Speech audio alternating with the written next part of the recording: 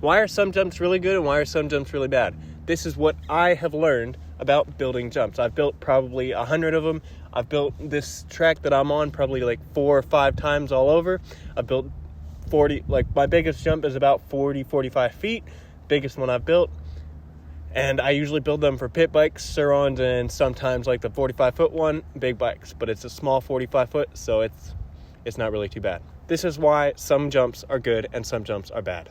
What most people get wrong with building jumps is they build the angle of the jump wrong. Now that we're specifically talking about tracks, and we're not talking about BMX jumps, we're not talking about any of that. We're talking about dirt bike track jumps that you're meant to go 35 plus miles per hour at, or, like 15 to 35 miles per hour plus. That's what we're talking about. We're not talking about these BMX jumps that are at BMX parks. We're building these mostly with tractors, not shovels and sticks. The big thing everybody gets wrong is the angle. Why is that? Well, do we have a consistent angle on the jumps that we're looking at? That's how we can tell if the jump is good or bad, by just looking at it. Is the angle consistent? If you're building a jump like a Supercross double, like these, the 25 to 30 foot doubles that are in like rhythm sections of Supercross, you want the angle to stay consistent. You'll see when ruts develop on those jumps, it starts becoming very harsh and shooting the riders up and kicking them weirdly. That's because they are now G'ing out and hitting like a square, inside the rut of the jump. That's what makes jumps dangerous, is having that G out or that squareness. What we want is we want a consistent angle off the face of the jump. That'll get us the best outcome for what we want if we're building amateur tracks or anything else. This jump right here, if you could tell from that video, I don't know if you can tell from that angle, but this jump is not a consistent angle. It is up until you get to the top. Why is this jump not a consistent angled jump if I continue saying consistent angle jumps are the best kind of jumps? This is not a consistent angle jump because I am really looking for height off this jump. When you're looking for height, you don't want a consistent angle jump.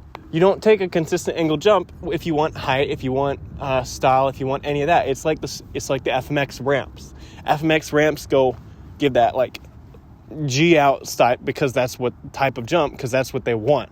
They want that G out type jump because they want airtime with the minimal amount of speed. If I were building this for a big bike, I wouldn't need to add this lip to give us height. I would just leave this as a flat face and it would make us all the way to the end pretty easily at less than 35 miles an hour probably. Now, I'm not saying any of those kinds of jumps are bad. It's just good to take into consideration when looking at a jump and gauging how fast you need to go. This is why when people build jumps, it's like the second major one due to improper distancing. If you build doubles at the same distance. Don't vary the distance of doubles. Come on, guys. We know what we're doing out here in GP racing. Come on.